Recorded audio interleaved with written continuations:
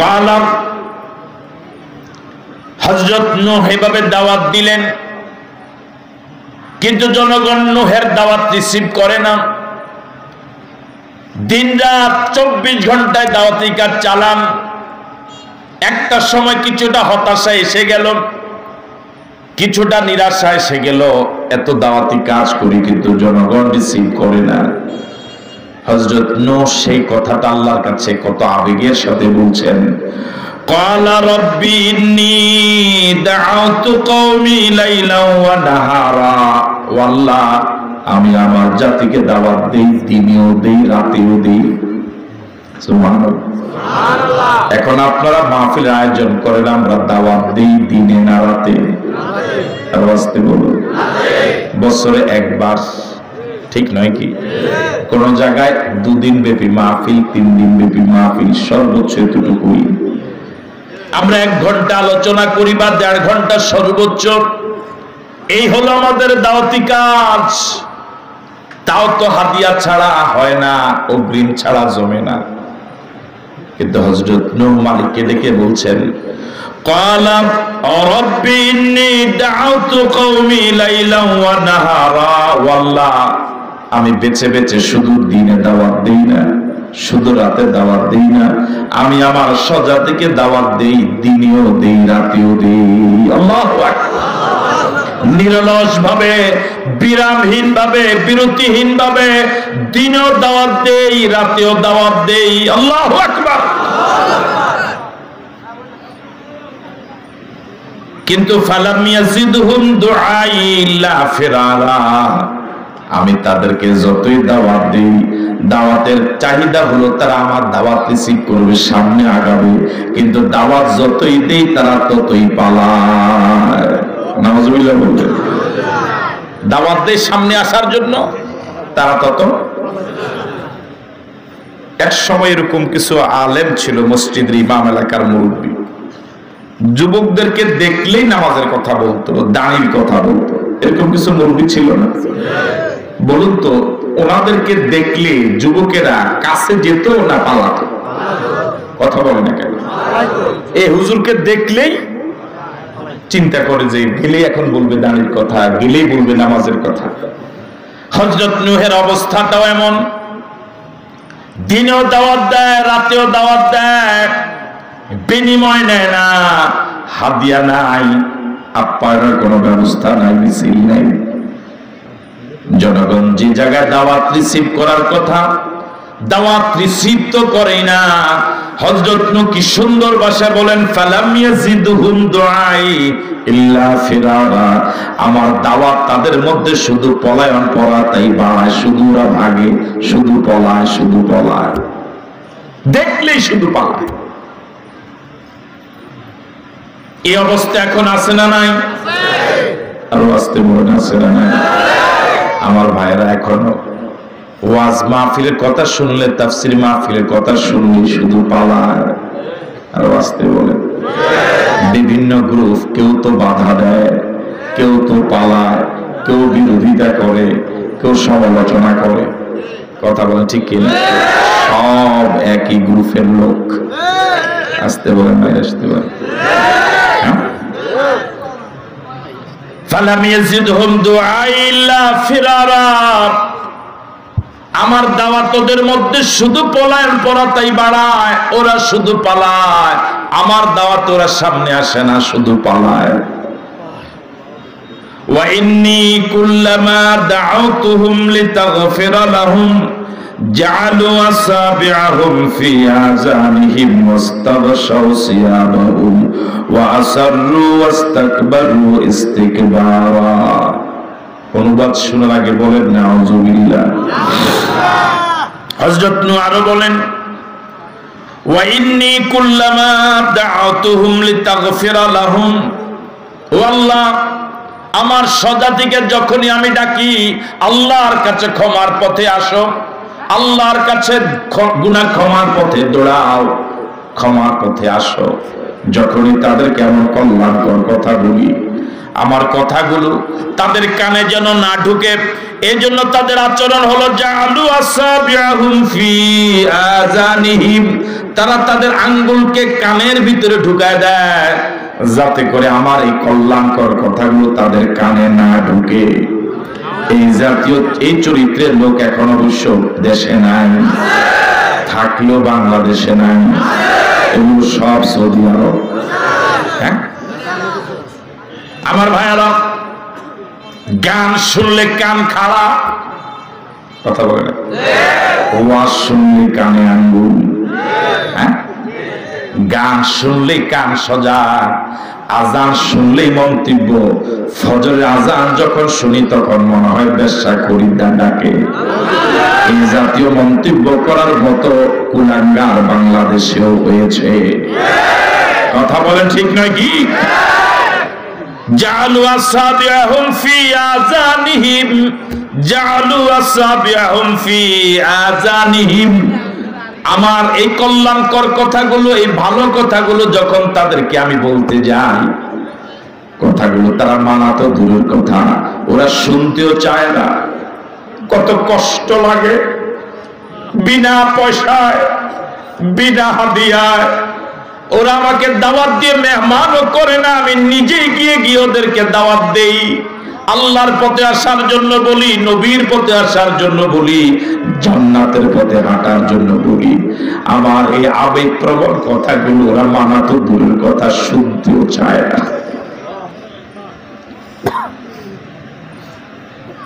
একটু দৃশ্যটা কল্পনা করেন, একজন নবী মানুষের দ্বারে দ্বারে গিয়ে দাওয়াত দেয়, দোকানে দোকানে গিয়ে দাওয়াত দেয়, হাটে বাজারে গিয়ে দাওয়াত দেয়। ওনাকে দেখলে ওরা পালায়, ওনাকে দেখলেই ওরা পালায়, ওনাকে দেখলেই ওরা পালায়, কাঁধে আঙ্গুল দেয়। কত অপমানজনক আচরণ নবীর সাথে করা হয়। মনে হচ্ছে যেন পৃথিবীতে উনি একমাত্র অমঙ্গল, আর সকলেই এই পৃথিবীর জন্য মঙ্গলজনক। ওদের আচরণ দেখলে মনে হয় পৃথিবীতে একমাত্র উনি দেশ বিরোধী, আর সব দেশের সম্পদ। কথা বলে ঠিক কিনা? হাটে বাজারে গেলে, দাওয়াতি কাজে গেলে, মাহফিলে গেলে ওনার সাথে জনগণ যে আচরণটা করে, ওদের আচরণ দেখে মনে হয় উনি হলেন একমাত্র পৃথিবীর এই দেশের জন্য সবচেয়ে খারাপ, অকল্যাণকর এবং দেশ বিরোধী।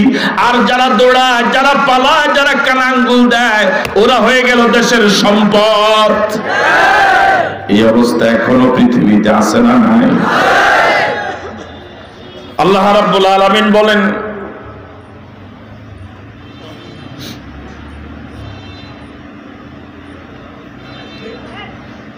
وإني كلما دعوتهم لتغفر لهم جعلوا أصابعهم في آذانهم। আমার কথাগুলো শুনলে, আমল তো পরে, কথাগুলো শোনার সাথে সাথে ওদের আচরণ হলো ওরা কানের ভিতর ওদের আঙ্গুল দিয়ে দেয়, শোনার জন্য না, না শোনার জন্য, শুধু আঙ্গুলে দেয় না। আমার কথাগুলো শুধু শুনতে চায় না, আমার চেহারাটা ওরা দেখতে চায় না, আমার চেহারাটা ওরা দেখতে চায় না।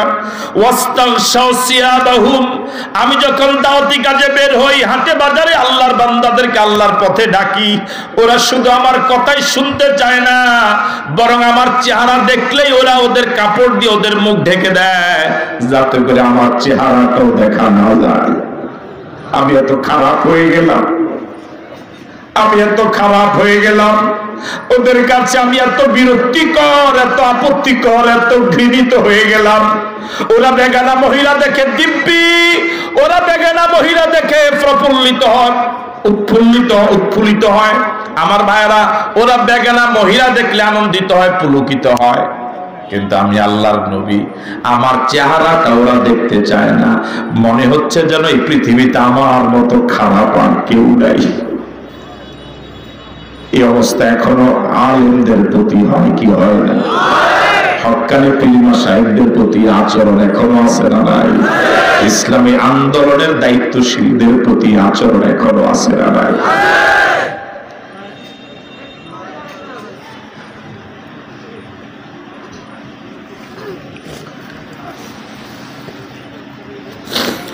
ওয়াস্তাগশাউ সিয়াবাহুম, ওরা ওদের কাপড় দিয়ে ওদের চেহারাকে ঢেকে দেয়। আমার মাঝে এবং ওদের মাঝে দৃষ্টির আড়াল হওয়ার জন্য একটা পর্দা টেনে দেয়। গায়ের চাদর, গায়ের জামা যাই আছে তা দিয়ে একটা পর্দা টেনে দেয়। আমার চেহারাটা ওদের কাছে এত ঘৃণিত, ওরা চেহারাটাও দেখতে চায় না। শুধু তাই নয়, ওয়া আসাররু, ওরা শুধু চেহারাটাই দেখতে চায় না এরকম নয়, ওয়া আসাররু, তারা জিদ ধরে আছে। কি ধরে আছে? জিদ কি বুঝেন আমার ভাইয়েরা? এই বাজারে প্রতি দোকানে প্রতিদিন গিয়ে একজন আল্লাহর বান্দার নামাজের কথা বলে, ওই দোকানদার মনে করে নামাজ বিরোধী, নামাজ সহ্য হয় না, পছন্দ করে না। আমার মন বলে এখনো ওই দাঈ আল্লাহর সাথে ওই দোকানদার এই আচরণটাই করবে। কথা বলেন ঠিক কিনা? একটা সময় চেহারা ঢাকবে, এরকম জিদ হবে যে সে আসে কেন। কথা বলেন ঠিক কিনা? হ্যাঁ, একটা সময় এরকম জিদ ধরবে যে দেশ থেকে তাকে যত তাড়াতাড়ি বিদায় করে দেওয়া যায় তত আমাদের বাজার শান্তি। হযরত নূহের প্রতি আচরণটা এমন ছিল, ওয়াসাররু, এলাকার জনগণ নূহের প্রতি এমন জিদি আচরণ করেছে, এমন বিরক্তি আচরণ করেছে। শুধু তাই নয়, ইস্তাকবারু ইস্তিকবারান, হযরত নূহের দাওয়াতি কাজের মোকাবেলায় হযরত নূহের সাথে ওরা অদ্যত্বপূর্ণ অহংকারী আচরণ করেছে। মনে হচ্ছে পুরা দেশ ওদের, আর হযরত নূহের দেশে নাগরিকত্বই নাই। কথা বলেন, আপনার কি মাঠে আছেন? বিরক্তি লাগে? বিরক্তি লাগলে তো নূহের কওমের মতো হয়ে যাওয়া লাগবে। সুম্মা ইন্নী দাআতুহুম জিহারা, এবার আল্লাহ রাব্বুল আলামিনের হাবিব হযরত নূহ আলাইহিস সালাতু ওয়াস সালাম বলেন, ও আল্লাহ, আমি দাওয়াতি কাজে বের হলে এদের আচরণটা আমি আপনার সামনে পেশ করেছি। ওরা শুনতে চায় না, কানে আঙ্গুল দেয়, দেখতে চায় না, সামনে পর্দা দেয়, আমার সাথে জিদি আচরণ করে, অহংকারী আচরণ করে। বডি ল্যাঙ্গুয়েজটা এদের এমন, মনে হচ্ছে যেন আমাকে ওরা টিপে মেরে ফেলে, আমাকে জীবন্ত কবর দিয়ে ফেলে, মনে হচ্ছে যেন আমাকে দেশ থেকে ওরা তাড়িয়ে দেয়। এত জিদি আচরণ করার পরেও, এত দুর্ব্যবহার করার পরেও আমি দাওয়াতের ময়দান ত্যাগ করে ঘরে ঢুকে যাই নাই। আল্লাহ রাব্বুল আলামিনকে নূহ বলছেন, সুম্মা ইন্নী দাআতুহুম জিহারা, ও আল্লাহ, এরপর আমি ওদের জন্য প্রকাশ্য দাওয়াতি কাজ চালাই দিয়েছি। জোরে বলেন আল্লাহু আকবার। সুম্মা ইন্নী দাআতুহুম জিহারা, আমি প্রকাশ্যভাবে ওদেরকে দাওয়াত দিয়েছিলাম। সুম্মা ইন্নী আলানতু লাহুম ওয়া আসরারতু লাহুম ইসরারা, আমি ওদেরকে এলান করে দাওয়াত দিয়েছিলাম, ওদেরকে আমি গোপনে গোপনেও দাওয়াত দিয়েছিলাম, মাহফিল করে দাওয়াত দিয়েছিলাম। 3 দিন ব্যাপী মাহফিল, 5 দিন ব্যাপী মাহফিল, 1 দিন ব্যাপী মাহফিল, জোহরের পরে মাহফিল, আসরের পরে মাহফিল, বিভিন্ন সময় আলোচনা সভা করে ওদেরকে আমি দাওয়াত দিয়েছিলাম। প্রকাশ্য বলেছিলাম, অসংখ্য মানুষকে জমায়েত করে বলেছিলাম, আবার গোপনে একান্তে একজন একজন করে আমি বলেছিলাম, বুকে টেনে বলেছিলাম, ও আল্লাহর বান্দা, তুমি যে পথে চলো এটা জাহান্নামের পথ, এটা জান্নাতের পথ নয়, পথের শেষ মাথা জাহান্নাম, এ পথে আসো, এ পথের শেষ মাথা জান্নাত। ওদেরকে বুকে টেনে নিয়েছিলাম, একান্তে বলেছিলাম, একাকী বলেছিলাম। আমার ভাইয়েরা, এভাবে দাওয়াতি কাজ করার পরে এরপরে যাতে করে জনগণ দিন কবুল করে না, একটা সময় হযরত নূহ আলাইহিস সালাতু ওয়াস সালাম তাদেরকে বলেছিলেন, যদি দাওয়াতি কাজ কবুল না করো, মিন ক্বাবলি আইয়াতিয়াহুম আযাবুন আলীম, তোমাদের কাছে এক পীড়াদায়ক শাস্তির দিন আসবে। তখন তারা বারবার বলতে লাগলো, 950 বছর হয়ে গেল, আসে না কেন? কথা বুঝেন নাই? এখনো তো অনেক নাস্তিক এমন আছে, হুজুরদের বিরুদ্ধে অসংখ্য গালিগালাজ করার পরেও বলে, হুজুররা যদি আল্লাহর বান্দা হইতো তাহলে তো আযাব এসে আমরা শেষ হয়ে যেতাম। এরকম আছে না? হ্যাঁ, আল্লাহর নেককার বান্দা হলে তো আমাদের উপর আযাব গজব আসতো। নূহের কওমের লোকেরাও নূহের কাছে বারবার আবদার করেছে, নূহ, তুমি তো আযাবের, এক কঠিন আযাবের দিনের কথা বলেছো, সেটা আসে না কেন? দাওয়াতি কাজ কবুল না করার কারণে হযরত নূহ তাদের সেই দোয়ার পরিপ্রেক্ষিতে আল্লাহর কাছে দোয়া করেছিলেন, ওয়াকালা নূহুন রাব্বি লা তাযার আলাল আরদি মিনাল কাফিরিনা দাইয়ারা। ও আল্লাহ, তোমার কাছে ফরিয়াদ করি, এই পৃথিবীতে কাফের বসতির একজনকে তুমি বাকি রাখো না। আল্লাহু আকবার। একটা কাফের পরিবারকে পৃথিবীতে অবশিষ্ট রেখো না। হযরত নূহ কার কাছে দোয়া করেছিলেন? যদি তাদেরকে বাকি রাখো, যদি কাফেররা পৃথিবীতে বসতি স্থাপনের সুযোগ পায়, ইন্নাকা ইনতাযারহুম ইউদিল্লু ইবাদাকা। ও আল্লাহ, ওরা যদি পৃথিবীতে বসতি গড়ার সুযোগ পায়, ওরা যদি স্বাভাবিক জীবন যাপন করার সুযোগ পায়, ওরা তোমার আল্লাহওয়ালা বান্দাদেরকে গোমরাহ করে ছাড়বে, পথ হারা করে ছাড়বে। এক এলাকায় একজন নাস্তিক থাকলে বাকি সব তার মুরিদ হয়ে যায়। কথা বলে না, ঠিক নয় কি? ইন্নাকা ইনতাযারহুম ইউদিল্লু ইবাদাকা। ও আল্লাহ, এরা যদি পৃথিবীতে বসতি স্থাপন করে স্থায়ীভাবে থাকতে পারে, তাহলে এরা তোমার বান্দাদেরকে গোমরাহ করবে, তোমার বান্দাদেরকে পথ হারা করবে। শুধু তাই নয়, ওয়ালা ইয়ালিদু ইল্লা ফাজিরান কাফারা। ও আল্লাহ, এরা যত প্রজন্ম দুনিয়াতে জন্ম দিবে সব হবে পাপিষ্ট। নাস্তিকের ঘরে নাস্তিক হওয়ার সম্ভাবনা বেশি। কথা বলে ঠিক নয় কি? আল্লাহওয়ালার ঘরে আল্লাহওয়ালা হবে, নাস্তিক মুরতাদের ঘরে নাস্তিক হবে, আল্লাহ বিরোধী হবে, নবী বিরোধী হবে, দেশ বিরোধী হবে। ওরাই হলো আমার ভাইরা সত্যিকারের দেশ বিরোধী লোক। ঠিক নয় কি? এই জন্য হযরত নূহ আল্লাহর কাছে ফরিয়াদ করে বলেছিলেন, আল্লাহ, ওদেরকে আপনি দুনিয়াতে অবশিষ্ট রাখেন না। যদি ওদেরকে অবশিষ্ট রাখেন, ওরা আপনার বান্দাদেরকে গোমরাহ করবে, আর ওদের ঘরে যত সন্তান আসবে সব দুষ্টের ঘরে দুষ্টই হবে। কথা বলে না কেন, ঠিক কিনা? আমার ভাইয়ারা, হযরত নূহের দোয়া আল্লাহ কবুল করলেন। মাঠে আছেন আপনারা? এবার আল্লাহ রাব্বুল আলামিন নূহের দোয়ার পরিপ্রেক্ষিতে কাফেরদেরকে পৃথিবীতে ধ্বংস করবেন। ধ্বংস করার প্রস্তুতি শুরু হলো। মাঠে আছেন? এবার আল্লাহ পাক বললেন, ওয়াসনাইল ফুলকা বিআয়ুনিনা। ও নূহ, কাফেরদের সকলকে ধ্বংস করার জন্য, ঈমানদারদেরকে বাঁচাবার জন্য একটা নৌকা বানানো দরকার। কি বানানো দরকার? নৌকার কথা কিন্তু কোরআন মাজিদে আছে। আর আসতে বলেন, কোন সূরায়? সূরা হুদ। কোন সূরায়? ভুলে গেছেন? কত নাম্বার সূরা? ভুলে গেছে হুজুরতে। মাক্কি সূরা না মাদানী সূরা? হযরত নূহকে রব্বুল আলামিন বলেন, ওয়াসনাইল ফুলকা। ফুলকুন মানে কিস্তি, ফুলকুন মানে নৌকা। প্রিন্সিপাল সাহেব ঠিক আছে? ওরা তো খুব আন্দাজি কোরআন শরীফের নৌকার কথা আছে। ওয়াসনাইল ফুলকা। আল্লাহ রাব্বুল আলামিন বলেন, নূহ, তুমি একটা নৌকা বানাও, কিস্তি বানাও, বিআয়ুনিনা ওয়া ওয়াহিনা। এর আগে তো নৌকা বানানোর কোনো পদ্ধতি তোমার জানা ছিল না। নৌকাটা নিজের গতিতে বানাতে পারবা না, আমার নির্দেশনায় বানানো লাগবে। আমি যেভাবে বলি এভাবে বানানো লাগবে। আল্লাহু আকবার। আমার ভাইয়েরা, যেই নৌকা মালিকের হুকুম মতো বানানো হয়, মালিকের হুকুম মতো চালানো হয়, ও নৌকা জলে ডুববে না, পানিতে ডুববে না। যে নৌকা মালিকের কমান্ড মানবে না, ওই নৌকা ডুবে যাবে। ওয়াসনাইল ফুলকা। আল্লাহ রাব্বুল আলামিন নূহকে বললেন, কিস্তি বানাও। কি বানাও? আল্লাহ জোরে বলেন, কি বানাও? বিআয়ুনিনা ওয়া ওয়াহিনা।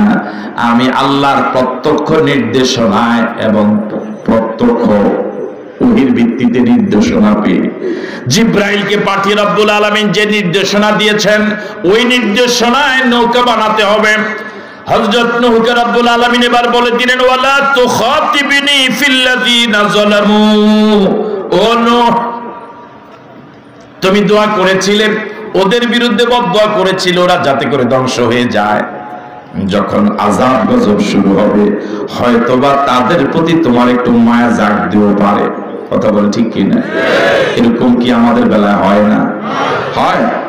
যখন আযাব শুরু হয়ে যাবে, বালওয়ায়ে আম যখন শুরু হয়ে যাবে, সর্বসাধারণের উপর যখন আযাব গজব শুরু হয়ে যাবে, শুধু ঈমানদাররা যখন বাঁচার সুযোগ পাবে, তখন যারা তোমার প্রতি জুলুম করেছিল, ঈমানদারদের প্রতি জুলুম করেছিল, যারা রাষ্ট্রীয়ভাবে জালেম হিসেবে স্বীকৃত, এদের ব্যাপারে আল্লাহর কাছে আমার কাছে কোনো কথা বলতে পারবে না। আল্লাহু আকবার বলবেন না? আল্লাহ রাব্বুল আলামিন বললেন, ওয়ালা তুখাতিবনি ফিল্লাযিনা যালামু, যারা জুলুম করেছে বিগত দিনে, এমন কোন জুলুম নাই যা আল্লাহর বান্দাদের প্রতি করা হয় নাই। বুঝতেছেন কথা?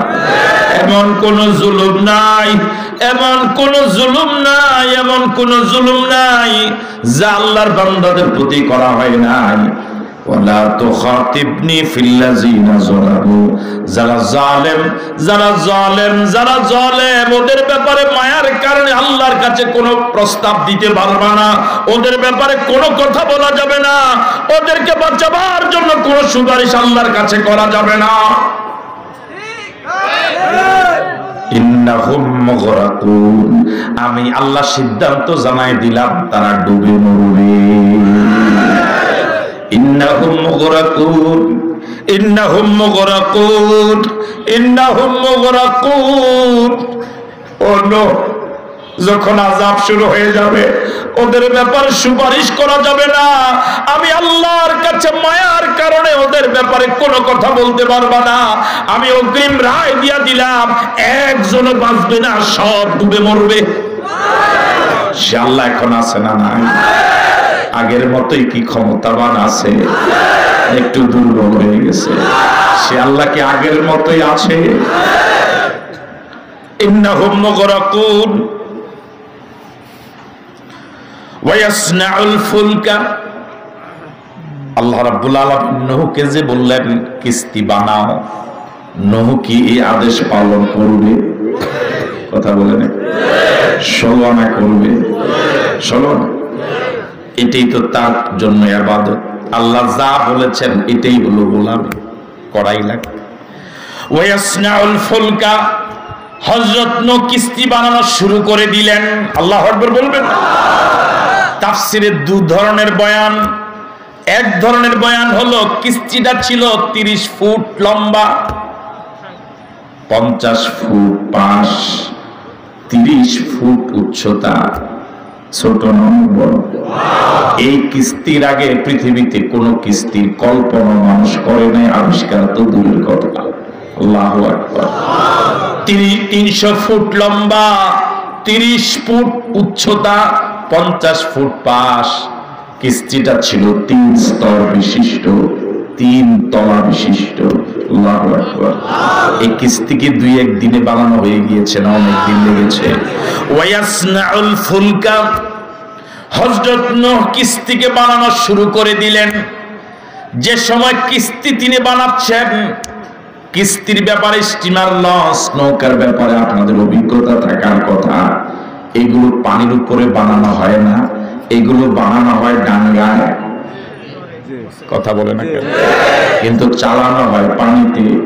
যা পানিতে চলে তা কিন্তু পানিতে নির্মাণ কাজ সম্ভব নয়, ঠিক কিনা? হযরত নূহ যখন কিস্তি বানাচ্ছিলেন ডাঙ্গায়, তখন খাল বিল তেমন পানি নাই, খাদ্যের পানির অভাব। আমার ভাইরা, যারা লঞ্চ স্টিমার বিশাল বিশাল নির্মাণ দেখেছেন, এগুলো ডাঙ্গায় বানানো হয়। এর নিচে বিশাল মোটা মোটা পাইপ দেওয়া হয়, এটাকে নোঙ্গরের সাথে, একটা খুঁটার সাথে শক্ত করে বাঁধা হয় নদীর পাড়ে। যখন বানানো শেষ, তখন রশিটা কেটে দেয়, তখন ঢালুর দিকে আস্তে আস্তে ওই পাইপ ঘুরে ঘুরে নদীতে পড়ে যায়। কি সুন্দর সিস্টেম, দেখেছেন কি কখনো? হযরত নূহ যখন কিস্তি বানাচ্ছিলেন, ওয়া ইয়াসনাউল ফুলকা, তিনি কিস্তি বানানো শুরু করলেন। কুল্লামা মাররা আলাইহি মালাউন মিন কওমিহি সাখিরু মিন। কিস্তি তার ঘরের ভিতরে বানায় না, গোপনে বানায় না, বিশাল ময়দানে, খোলা মাঠে, পাশ দিয়ে মানুষ যাতায়াত করে, কি করে না? তখন সমাজে পানির পর্যাপ্ত না, পানির অভাব, পানির প্রচন্ড অভাব, খাদ্যের পানি নাই। কিস্তি বানানো চলাকালীন সময় আশেপাশে যখন নেতৃবৃন্দরা যাতায়াত করে, এলাকার লোকেরা, মুরব্বীরা, মাতবাররা যখন যায়, এই মাতবারদের আচরণ নূহের প্রতি আগে বয়ান হয়েছে। এই মাতবারেরা রূহের কথা শুনলে কানে কি দিত, চোখের মধ্যে কি লাগাতো। এখন কিস্তি বানানো দেখে আল্লাহ রাব্বুল আলামিন বলেন, ওয়া কুল্লামা মাররা আলাইহি মালাউন, যখনই কিস্তি বানানোর পাশ দিয়া নেতৃবৃন্দরা যাতায়াত করত, মালাউন মানে নেতা, নেতৃস্থানীয়, দায়িত্বশীল, বুঝে আসছে কথা। সাখিরু মিনহু, হযরত নূহকে কিস্তি বানানো দেখে ওরা টিটকারি করত, ঠাট্টা করত। নূহ, খানার পানির অভাব, তুমি কিস্তি চালাইবে কোন? ওই কথা বলেন ঠিক না? তুমি ভোটে দাঁড়াইছো, ভোট কই? কথা বলেন, এই অবস্থা আছে না নাই? তুমি যে দাঁড়াইছো, ভোট কই? এরকম টিটকারি করে না? করে না? করে না? এই যে বলেন আমার ভেজাল আছে এর ভিতরে, করে। এখনো তো আলেমরা এই জাতীয় তিরস্কারের শিকার, এখনো তো ওলামায়ে কেরাম হক্কানি পীর মাশায়েখ এই জাতীয় ব্যঙ্গ আচরণের শিকার, ঠিক নয় কি? টুপি দেখলেই হুজুর এত উঁচা টুপি, কয় কেজি ধরে বলে না? হ্যাঁ, পাঞ্জাবি লম্বা দেখলে হুজুর এই আপনার এই কাপড়ের দাম বাড়াচ্ছে, কথা বলে ঠিক কিনা? কয়েকজন আলেম যদি কোথাও যায় তো খাইতে যায়, কথা বলে না ঠিক কিনা? এরকম আছে না? যদি জোরে জোরে হাঁটে, যদি জোরে জোরে হাঁটে, যদি আস্তে আস্তে হাঁটে, এমন খানা খাইছে আপনাদের এলাকা কেমন হয়ে যাচ্ছে? ওরা খাইতে খাইতে পুরা দেশ শেষ, তাও খায় না। আর হুজুর একটু দাওয়াত খায়।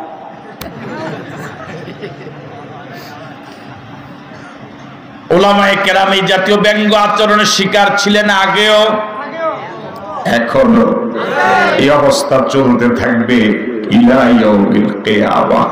এটাই আমাদের কপাল, এটাই আমাদের কপাল, এটাই আমাদের কপাল। ওলামায়ে কেরাম চুরি করে না, ডাকাতি করে না, জেনা ব্যভিচার, সন্ত্রাস, মাস্তানি, চাঁদাবাজি, ইফতিজিং কোন অপরাধের সাথে জড়িত নাই। ডাইল, গাঁজা, হিরোইন, বাবা, ইয়াবা নিয়ে এই পর্যন্ত কোন আলেম ধরা পড়লো না, কিন্তু এরপরেও যত দোষ সব আলেমদের, ঠিক কিনা? কুল্লামা মাররা আলাইহি মালাউন মিন কওমিহি, নূহের সগোত্রীয় লোকেরা, নেতৃবৃন্দরা, বড় বড় মাতবারেরা যখনই ওই নির্মিত কিস্তির পাশ দিয়ে যাচ্ছিল, যতবার যেত ততবারই সাখিরু মিনহু, নূহকে নিয়ে ঠাট্টা করত। নূহ, বুঝেন? এটাকে বাংলা গ্রামারের ভাষা বলা হয় 49 বায়ু, বলা লাগে না। পানি নাই, খানার পানিও কি বানা, কথা বুঝেন না? ভোট নাই, ও ভাত খাইতে বাদ পায় না, ও নির্বাচন করে, কথা বলে ঠিক কিনা? হ্যাঁ,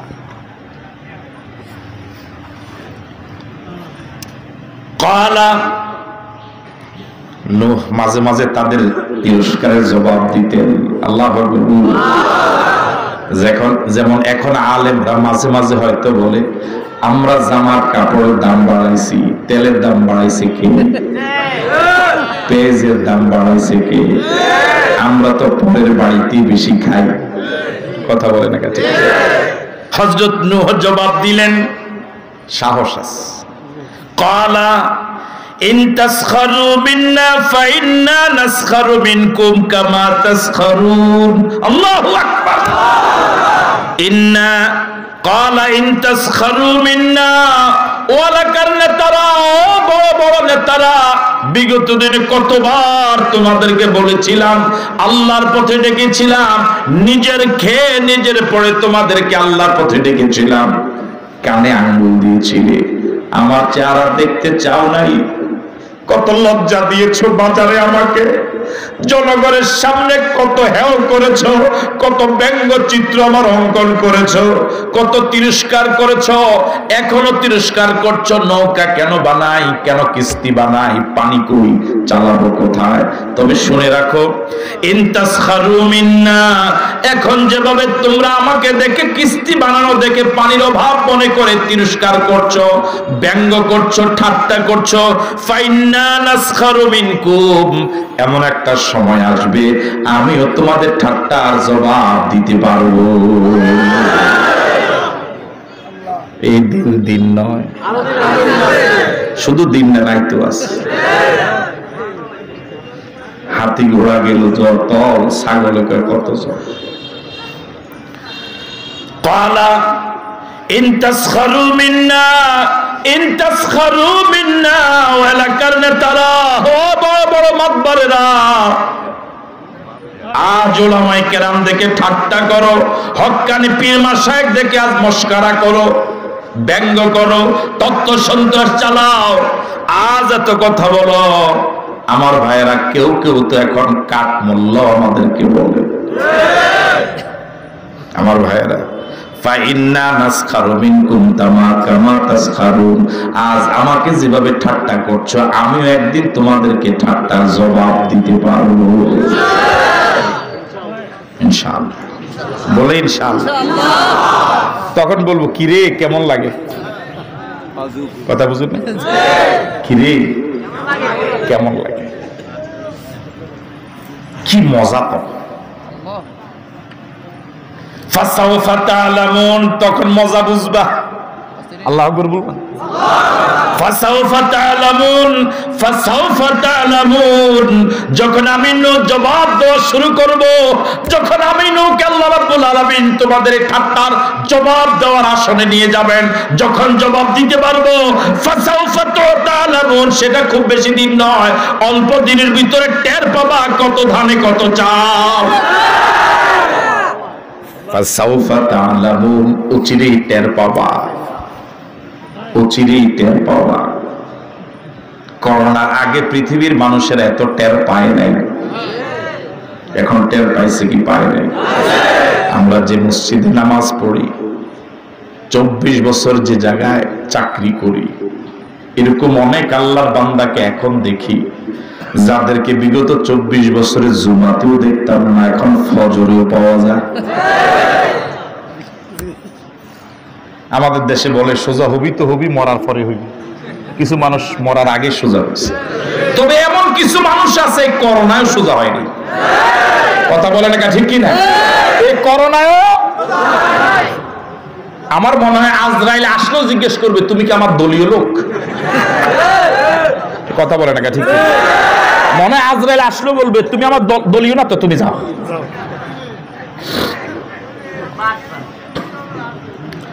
ফাসাউফা তা'লামুন, ফাসাউফা তা'লামুন, ফাসাউফা তা'লামুন, নচিরে টের পাবা সে আল্লাহ এখন আছে না নাই? আগের মতই কি আছে?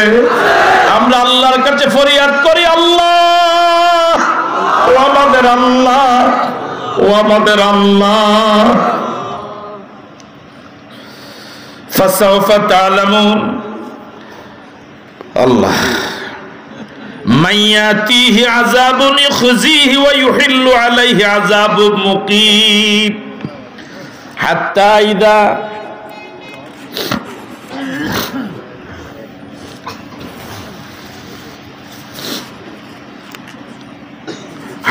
إذا جاء أمرنا وفارت النور, নৌকা বানানো শেষ, কিস্তি বানানো শেষ, দীর্ঘদিন পর্যন্ত কিস্তি বানালেন, খাওয়ার পানি নাই, কিস্তি ভাসাবেন কোথায়? পানি দিবেন কে? সব ক্ষমতার মালিক কে? আন্নাল কুওয়াতা লিল্লাহি জামিআ, সব ক্ষমতার একমাত্র শুধুমাত্র কেবলমাত্র মালিক আল্লাহ। আর জোরে বলুন আল্লাহ। নদীর এপার ভাঙ্গে ওপার গড়ে, এই তো নদীর খেলা। সকাল বেলার ধনীরে তুই ফকির, সন্ধ্যা বেলা। আপনারা তো নদীর পাড়ের মানুষ, নদী কি খুব কাছে হুজুর এখানে? ভাঙ্গে ভাঙ্গে, নদীর এপার ভাঙ্গে ওপার গড়ে, এই তো নদীর খেলা। সকাল বেলা ধরিরে তুই ফকির সন্ধ্যা বেলা। কোন সরকারের কমান্ড নদী মানে না, কোন আলেম ওলামার কমান্ড নদী মানে না, কারো নিয়ন্ত্রণ নদী মানে না। নদী মানে ওই আল্লাহর নিয়ন্ত্রণ, যিনি তামাম পৃথিবীর একমাত্র মালিক। ধনী একমাত্র আল্লাহ, সব ফকির। ওয়াল্লাহুল গনিয়্যু ওয়া আনতুমুল ফুকারা। আমি আল্লাহই ধনী আর তোমরা সব ফকির। আমরা কি? সব ক্ষমতার মালিককে। ধনী হতে কে না চায়, কিন্তু সবাই কি পারে? কিস্তি বানানো শেষ, গজব শুরু হবে, পানির গজব। কিসের গজব? আরো জোরে বলুন, কিসের গজব? আমরা তো মনে করি শুধু আগুন দিয়ে গজব দেওয়া যায়, না, পানি দিয়ে গজব দেওয়া যায়।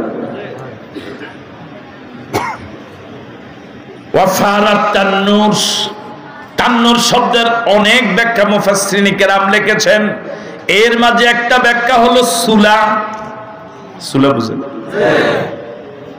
কি বলে এটাকে? আর কি বলা যায় রান্নার জন্য? সুলে।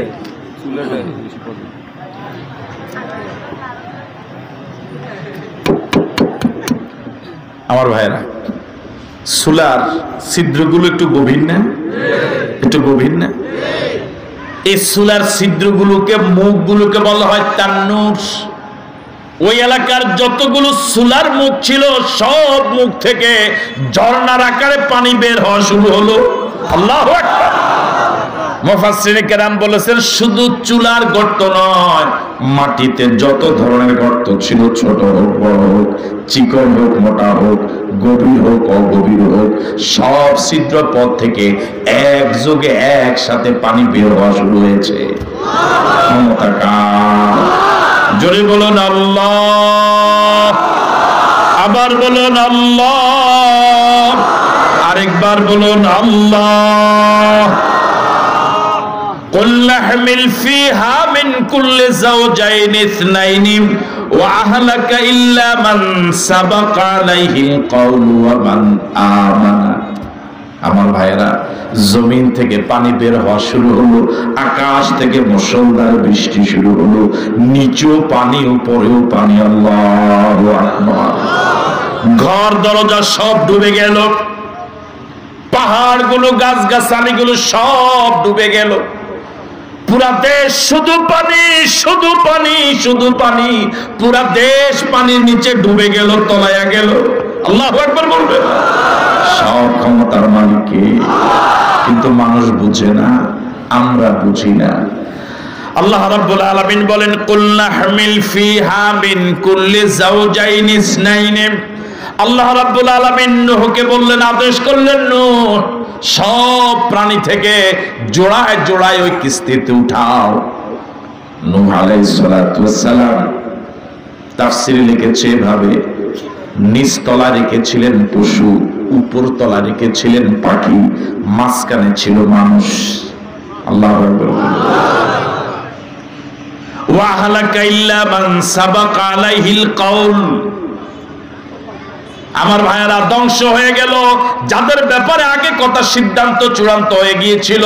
আল্লাহ যে বলেছেন, নূহ যারা ঈমান এনেছে তারা ছাড়া নতুন করে আর কেউ তোমার কওমের ঈমান আনবে না।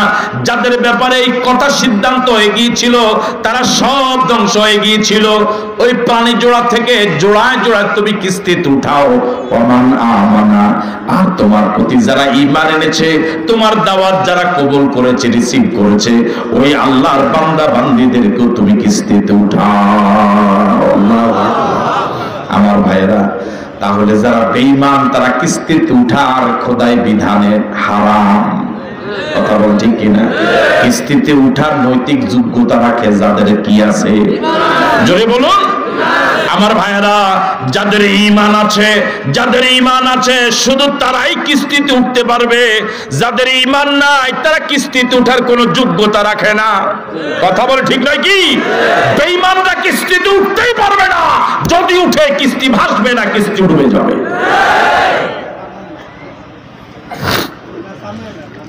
ওয়ামা আমানা মাহু ইল্লা কলিল। আল্লাহ রাব্বুল আলামিন বলেন, পৃথিবীর মানুষেরা শোনো, নূহের প্রতি অধিকাংশ মানুষই ঈমান আনে নাই, বরং অল্প সংখ্যক। যার কথা আগে বলেছিলাম মাত্র 80 জন। কয়জন? আরো জোরে বলেন, কতজন? এবার কিস্তি চলা শুরু হলো। আছেন আপনারা?